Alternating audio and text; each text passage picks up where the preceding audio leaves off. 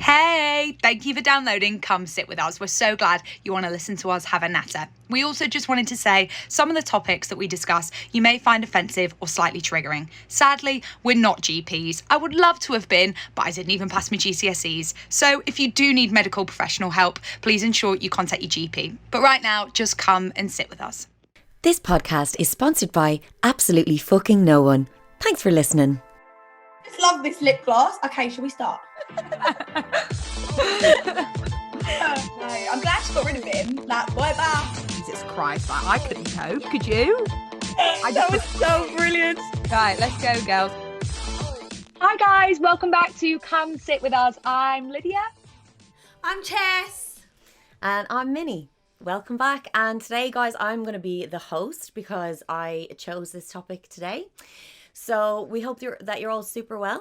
And we're sending you all our love. This week, in light of the Britney Spears documentary that was released by the New York Times, we decided to have a conversation basically about fame and also a little bit about Britney. So the question we're trying to answer in today's Come Sit With Us is, would you want to be as famous as Britney Spears? Okay, so girls, first of all, let's start with what's the first thing that we all think of when we think of Britney Spears? Because obviously I'm 30, unfortunately, and Chess is 24, and then Lydia is 21. So we're all at different levels of our knowledge. So girls, what is your knowledge on the old Brit? So I remember her when she had like a tie-up shirt and she was giving it, hit me baby one more time. Yeah. But I don't know why I remember it, because obviously I'm 24, so I think that was released in 1999, so I was like 3. But I suppose my sister's 30 and my brother's 28, so maybe from them. I remember that. I remember Toxic and everything like that. I just remember her being a sick dancer, if I'm honest. Totally. Yeah, so I was about to say she was born in 1999, but she wasn't. I was born in 1999. So, I mean, that puts it into perspective for you. Like, Minnie, what year were you born in? What are you talking about? I'm young. I'm 19, so it's fine. I don't know what you're talking about. I was born in 91. Oh my God. Well, yeah, of course, there's nearly 10 years between us, isn't there? So, yeah. That's mental. When I was 10, you were 20? No, oh my God, it's 8 years, isn't it? It's 8, but like roughly.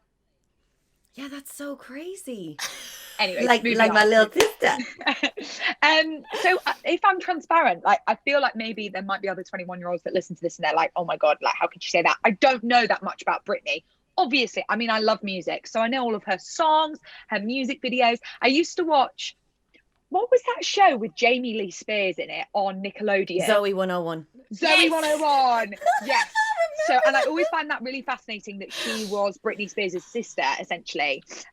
So, yeah, very, very little that I know about Britney, other than this basic opinion on her in more recent years that she's a nutter, essentially. So I hold my hands up there. Sorry if that does any other 21-year-old injustice, because they're like, oh my God, how can you say that? But yeah, I don't know that much. But then how much do you really know about a famous person anyways, I guess?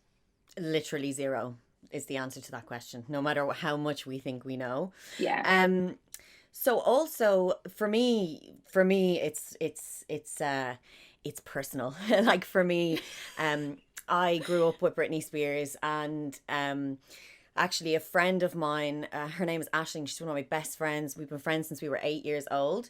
So the voice note today on the show is actually from her, because she was a huge Britney fan. And when Britney came out, like she adored her and she wanted to be like her. And it was just such a huge thing. So we were very much, it was our generation. She came out and she was this all-American girl. She was, just perfect kind of in every way. She was wholesome and she was sweet. She was Southern, which is always a winner, So yeah, for me, like I've seen her from the beginning, and I had like loads of different feelings on her throughout. But So, first of all, I think we should start with this voice note from Aisling, just to give a little bit of a background to what somebody my age, what she was very influential. So, girls, are you ready? Yeah, go on, play it. Okay. Hey, my name is Aisling, and growing up, Britney Spears would have been a major influence and idol for me. I am a singer, and I suppose that started with first, looking up to Britney. I really loved her. I loved her music. I used to copy her dances. I used to imitate her voice, create music videos with Minnie for her songs. Also used to, practice singing her songs while working out as an 8-year-old, knowing the work that had to go into being a pop star. So I had a huge love for Britney. I live and breathed Britney's music. And also I, wanted to look like her. Obviously, I tried to dye my hair blonde, which didn't work because I have really dark hair. But yeah, and I wrote about her in my diary, saying some things that a kid would say, like not getting the slags. Actually, I spoke to Minnie about this, saying that I wrote in my diary, I don't know why people call Britney a slob and a trat and a lot of snobby stuff. Now, I don't know really what that means, but I think I was talking about a slut or a tramp. And I just didn't understand why these things were being said about her, because I loved her so much. But fast forward to a few pages later, or maybe a few years later, I wrote that I hated her and that I thought she was a bimbo. And I'm not really sure how that came about, me suddenly not liking her anymore, but I do think it was probably, from what I recall, is that no one liked her and it was weird to like her. So I stopped liking her. And that was probably to do with the media. Maybe my friends didn't like her anymore, or if they had liked her, they didn't like her anymore. So I really turned on Britney, even though I was such a super fan. And I owe my passion now to her, because I really wanted to be a singer, and and that's something that I still do. So it's just interesting to look back on my relationship with Britney and how it changed so drastically. So, I just thought that was really interesting, because I remember how much of a fan Aisling was of Britney. She was so obsessed with her. And then she told me recently that all of a sudden she hated her, like she said in that voice note. And the reason it seems that she hated her was kind of because it started coming out in the media that they were kind of demonizing her for dressing like a slut, but she was very public about being a virgin. She was very public about that. And so I just think it's interesting. And I also want to start a little bit by saying I'm not really interested in doing a podcast that rehashes the trauma and what happened to her and when it happened and the details of her breakdown. As far as I'm concerned, if you want to know the story of Britney Spears, you can Google it. Enough publications have made money off her sadness and her issues. So we're here to more talk about fame as a monster, and how Britney got here and where she can go from here. So what was your opinion on the voice note, girls? Any thoughts? I think it's crazy how when the media turns on someone, we as human beings often turn on them as well.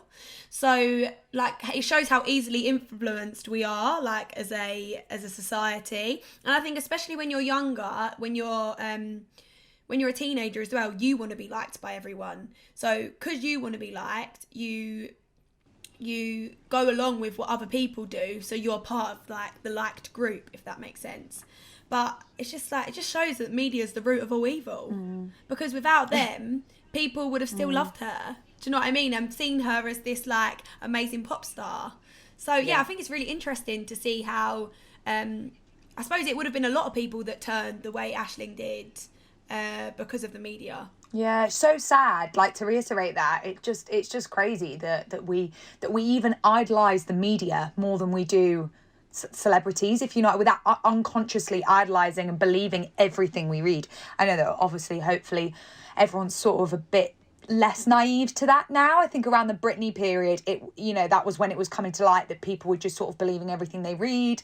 Maybe again, I'm maybe showing my age there, maybe I'm being unfair, but now I feel like people are a little bit more like, hold on a minute here, like, am I actually going to read that? Like, should I actually pick up that newspaper? But I just think it's really sweet how, looking back, I don't think there's anyone, maybe Lady Gaga, maybe, but just that has had that level of following, level of like idolization that Britney had.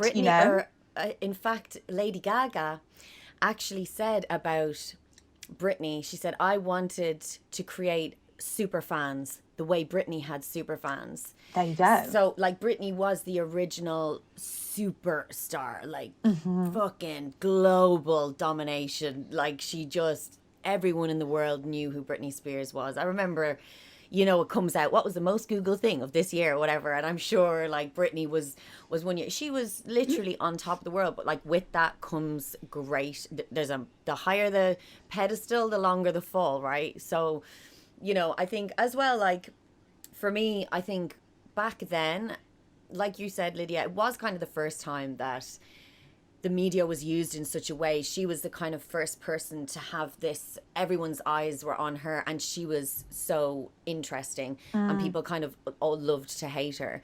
But I think a massive issue with that was we treated her life like it was a reality TV show. So every new story that came out was the next episode of a series for us back then. And it was like, oh, what happened with Britney today? But first of all, just to do with fame, I want to ask you guys, who would you say is the most famous person that you know today? I'd say Beyonce, but maybe because she's my favourite.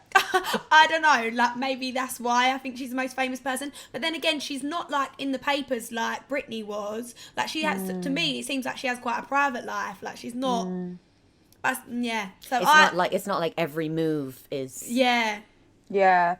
I was about to say the Kardashians, but then I was like, okay, if we're thinking of like newspapers and stuff, like maybe something more like Donald Trump. Or I'm trying to think of every person across the world who the majority would be like, oh, I know who that person is. And I feel like maybe someone like Donald Trump or, probably not so much a celebrity anymore, potentially the Kardashians, just because of the story of them, more so like, the O.J. Simpson case, etc. I think that there's multi-generational fame there, isn't there? But yeah, probably along those lines, I think. And I just want to, just because you said that, I just want to make a point on that I think because now we have so much reality TV, which wasn't around then, tabloids and stuff seem to focus more on reality TV stars. Yeah. Because obviously they're going on TV and sharing their life anyway. So then everyone wants to know what's going on in their life. So I think it's kind of moved away a bit from pop stars and actresses and stuff like that, because there are reality TV shows that are willing to share their life. Yeah. Totally. Yeah, totally. I totally agree with that, actually. And yeah, it is funny that you say about Beyonce as well, because Beyonce is not, you don't constantly see paparazzi pictures of Beyonce. Like, yeah, you will, but it's mainly when you don't see her like stepping out of her house. You don't see her like, that's all very private, like as you say, and that just wasn't the case when Britney like first started. Can I just say though, do you think, it just came to me then that, and maybe I'm wrong here, I feel like Beyonce is a little bit more vulnerable in the sense of like, is a person, again, I don't know that much, but she's never painted a perfect picture, particularly in her, like, she's very sort of, I'm a strong woman, and, when you watch her interview, she's very sort of, she's a bit more vulnerable than Britney.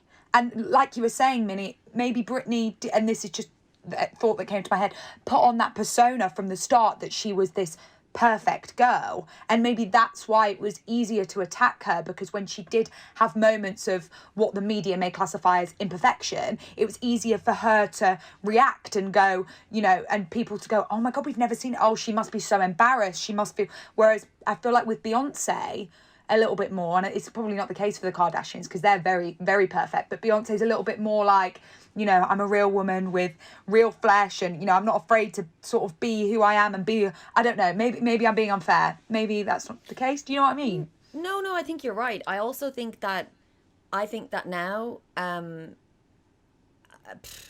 guess I think that now these people have a little bit more control over what they can say and what they can share. And I think that Beyonce is clever enough to kind of realize, and so are a lot of other people, that if I'm vulnerable with my audience, they can relate to me and connect with me.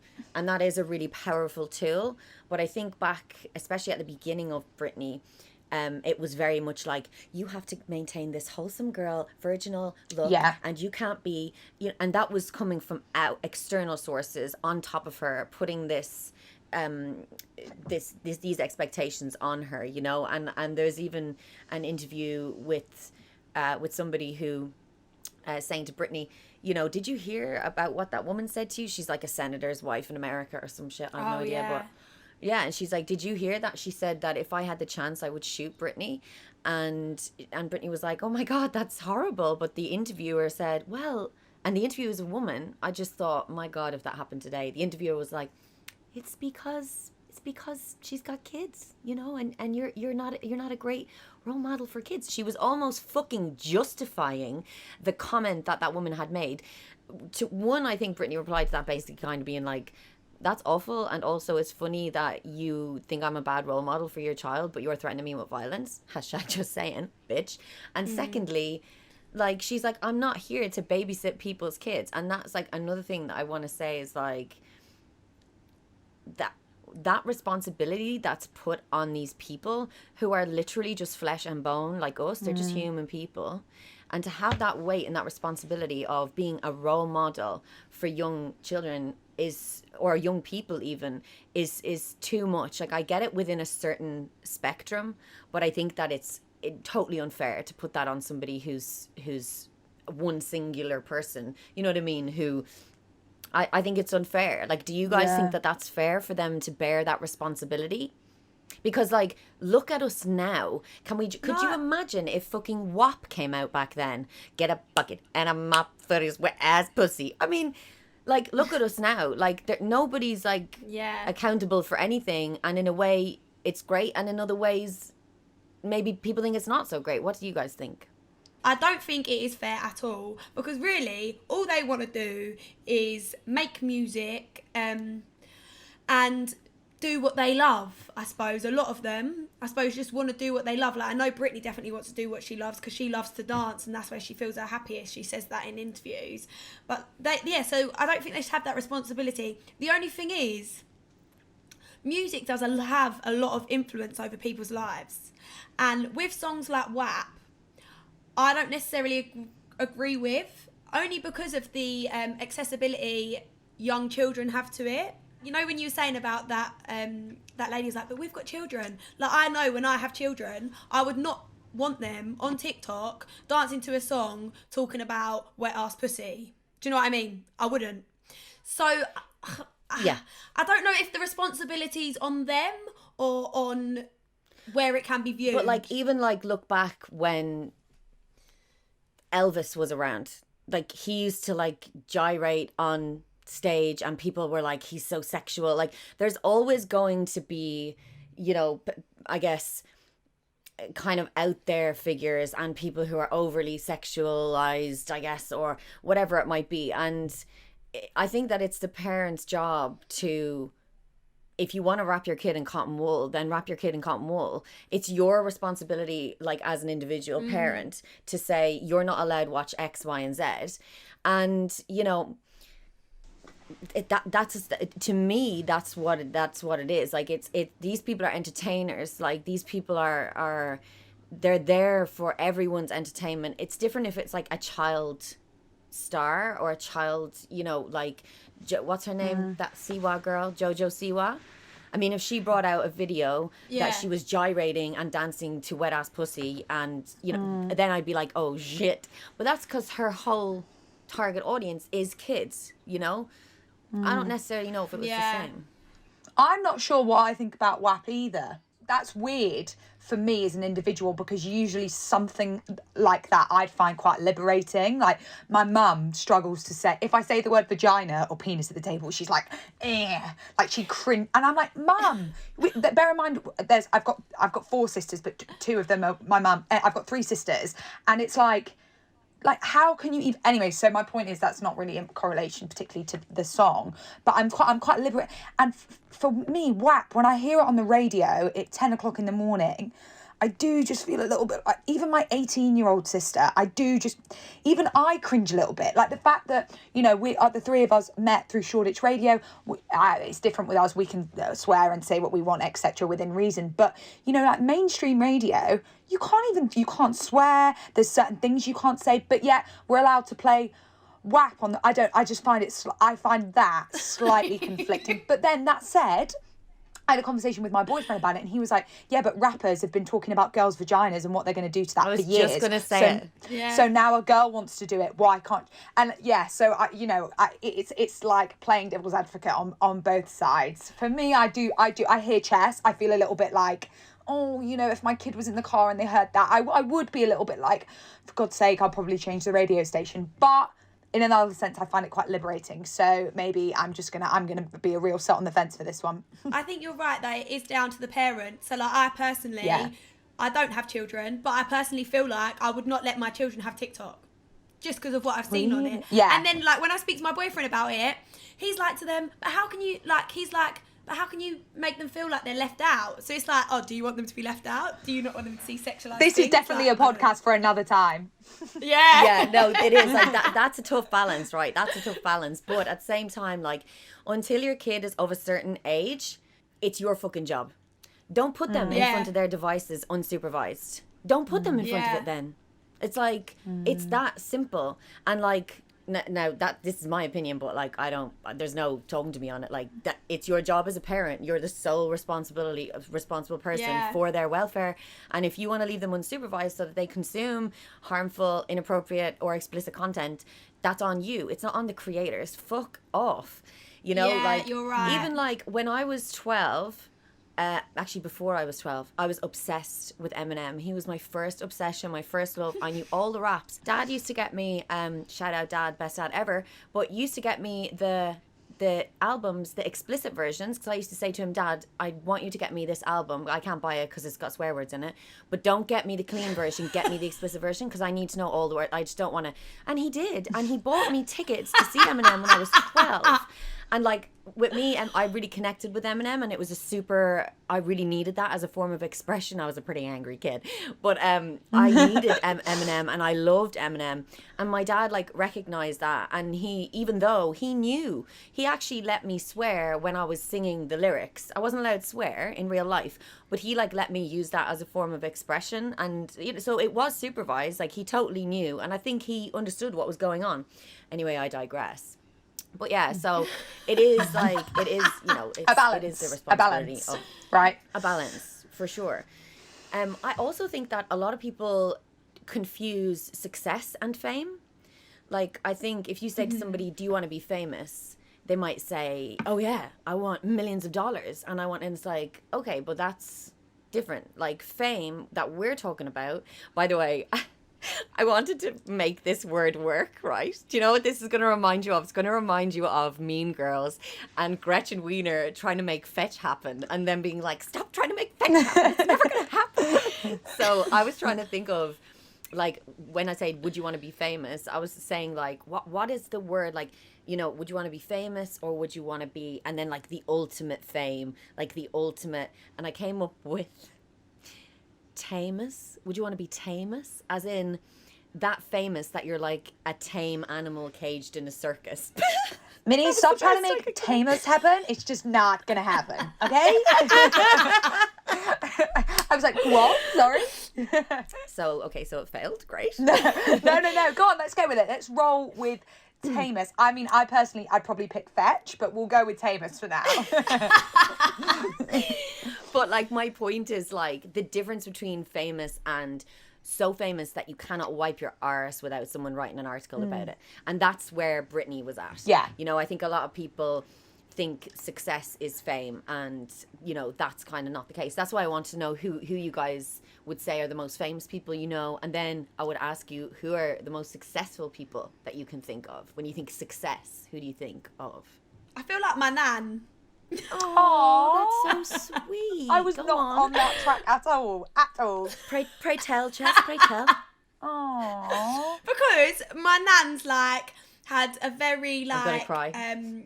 Successful life. No, she's had a life where like she's done loads of things with my granddad. She's been like her own boss. She's owned her own pub. She's got 4 daughters that all look after her. Like, she's looked after them well. Like, she's had a successful life, guys. She's a success. Aww. She's happy. Like, she's a joker. She's just a legend.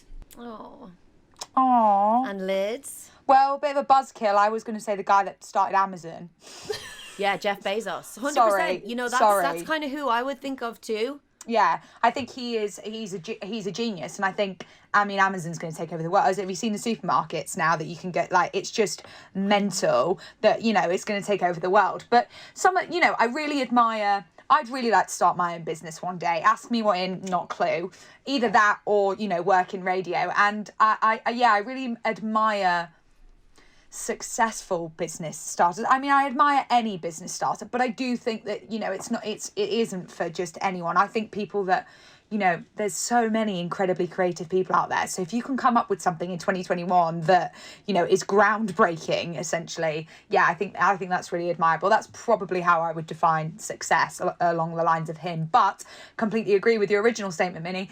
Fame and success, I very, very much get confused, because actually success is more Chess's grandma.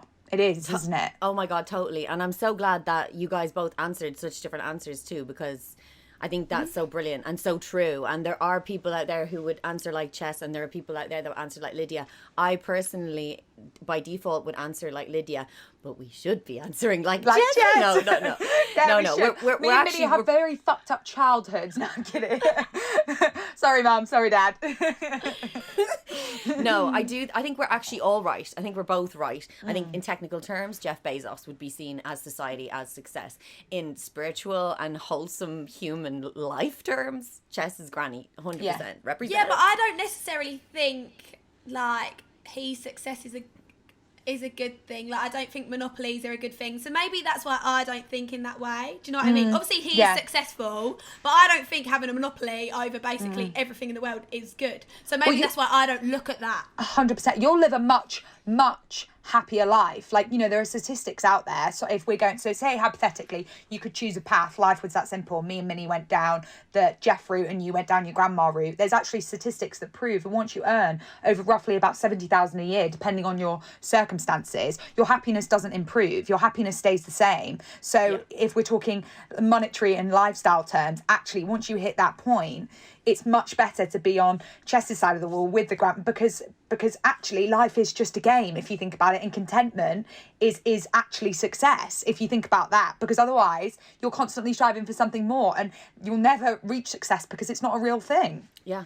And also happiness is a choice, not a destination. Yes. And I think, and we're in such a society that's like, do better than the next person. I think as well, I grew up with quite a bit of money. Like, my dad had quite a bit of money when I was a kid.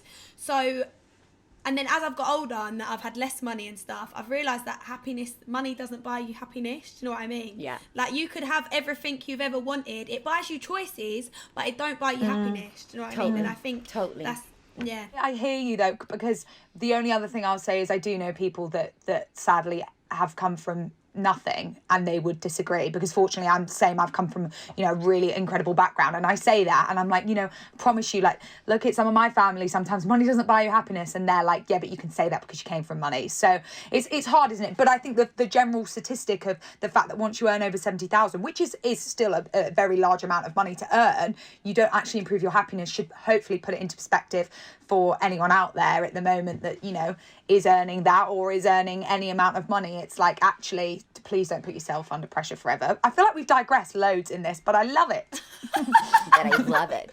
Okay, let me go on to my next point that I wanted to say to you guys. There's a couple of things, right? So, first of all, I think that these celebrities and everyone are almost deemed like public property, as in they have to uphold a certain image for the fucking public. And they also, if they step out of line, the public has a massive say about it. And if they change their image or they have anything like that, you know what I mean? Everyone has a massive say about it. I personally don't think that's right, because they are human. Like Chess said, they got into the industry because they wanted to make money doing what they loved, most of them. To people who say that, you know, people signed up for this stuff, I don't fully agree with that. I think it's a misguided statement, because I think people signed up to make money doing something they love. And like Lydia has said before, you could never imagine what it's like to be famous unless you actually are there. So yeah, I just wanted to say that. And then also about celebrity and about fame, I think that we used to, as a society, worship gods. And now we worship these demigods, these famous people, and we think that they should be infallible, meaning they shouldn't be able to make mistakes. That's why there's such a huge pressure on them.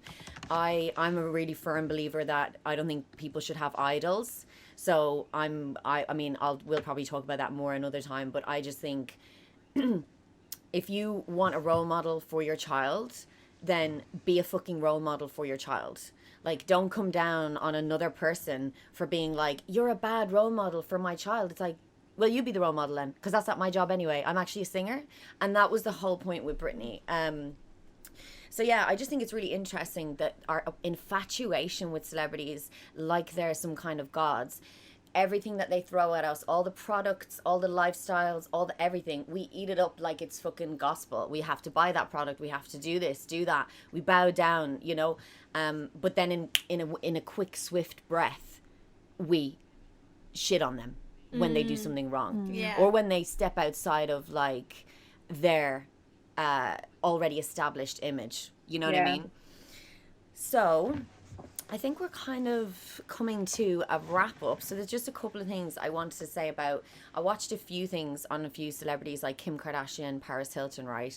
And one of the things I noticed was when Kim Kardashian she got robbed in Paris, didn't she? She got loads of jewelry stolen from her and she got held up at gunpoint. And she thought she was going to die. And what she said about that experience, and obviously we all know how famous she is, what she said about it was, before that happened, I measured my success on the material things that I had. And it like cuts to a shot of her with like a diamond ring on each finger, like the size of your eyeball. And she said, after that happened, I didn't care about any of that stuff. All I cared about was my children, my family, and my health. And ever since then, I have not cared about material things. And then Paris Hilton says in her documentaries, there's a few times people ask her, like, they're like, oh, you're so brilliant, you know, you've made $3 billion from your perfume line, like, you know, are you happy? And her answer is always, sometimes. So I think that's so telling, that these people who we strive to be like them. And when you get there, like, you're only free when you're confined to four walls that there's no one else in. So what is the point? They want our freedom when they're at the top. So I think that's, it's good for us all to know, like, the grass is always greener kind of thing. We don't need to fucking too long after this crazy lavish lifestyle, because like Lydia said, anyway, after you earn a certain amount, your happiness plateaus. Do you think that the money and the glory is worth the sacrifice if you're famous? I don't personally think it is. I mean, we all know, all of us want to be like presenters or in the entertainment industry in some way, because I love to entertain people. I love to make people happy off me talking, basically. Like, you know, and like, yeah. So, but I don't think I'd want to be famous. Like, I'd want to have just enough to like be happy and be able to have my own house and all stuff like that. But no, I don't think I'd want to reach that level, because it doesn't seem like it's all that it's cracked up to be honest.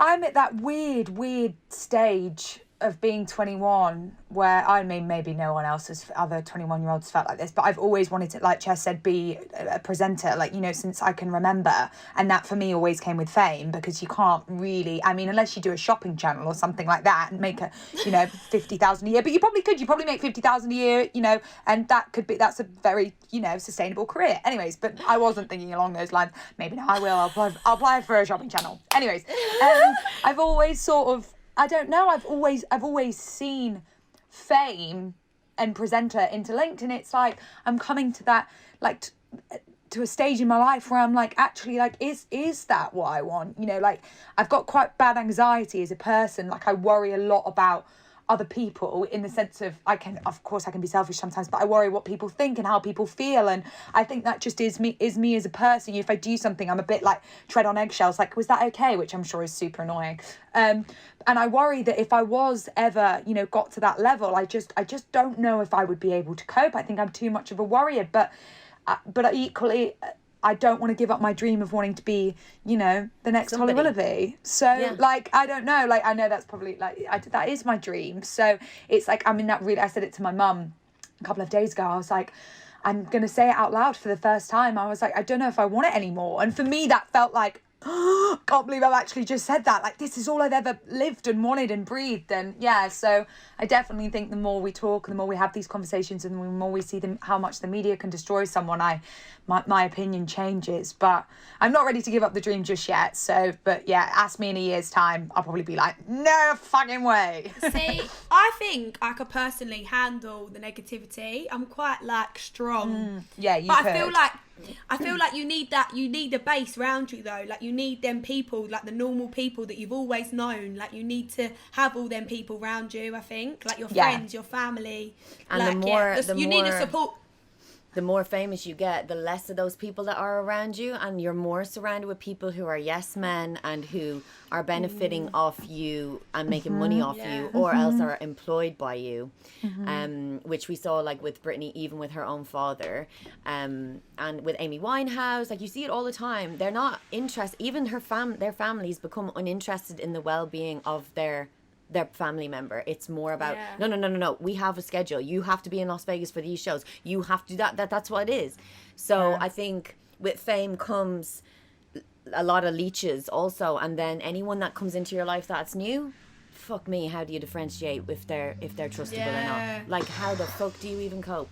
But so I think I definitely think with Britney, she's in a tough situation at the moment. She's in a conservatorship with her father is basically was solely controlling her finances and her actual person, but now he's doing that in cahoots with a bank, so he's not the sole conservator anymore. But guys that are listening, the New York Times documentary Framing Britney Spears is great. Also, we watched For the Record, which is from 2008. It's a great insight. As I said, I didn't want to get into Britney's trauma and rehash it. I do think that the public have a lot to answer for Britney's demise, because there was such a demand. We just ate up the tabloids. We ate them up. Like I said, we treated her personal life like it was an episode of a reality TV series, and I think as a public, we need to change our need for that, because it's really unhealthy and it's really unfair on the actual individual. And the more papers that are sold because of that gossip and drama, the more people are gonna stand by and let someone fall down and down and down because it's selling fucking papers. So I think we have a lot to answer for, and we never stood up and said what is wrong with Britney. We let ourselves be manipulated, and we let ourselves demonize her the way the media was, and for that I'm ashamed to have been a part of it. So I wanted to do this podcast to fucking honor her. I'm sure if Britney could hear all of this, she would yes, she would feel, because I know it's a thing that sits really close to your heart, and you know, just as I know that we are all in this podcast together, but just as a listener as well, listening to you and how passionate you are about it, and how much of a decent human being you are for just bringing light to all of this. So on behalf of the listeners and Britney, like, well done, credit to you, Min. We are here for the Free Britney movement. Yeah, we want Free Britney Britney to be free. Yes. Free Britney, people. Free Britney. That's the end of it. That's all it is.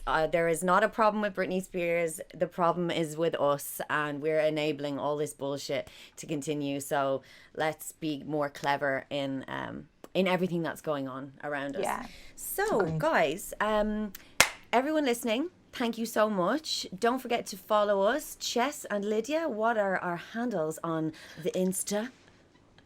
It is at Come Sit With Us 101 on Instagram, and this is going to be on Spotify and the Apple Podcast app. Yeah. So subscribe, like. Oh, we're also going to put it on YouTube, guys. So Woo! Oh yes, watch too. this is going on YouTube. So guys, hope you enjoy looking at our gorgeous faces.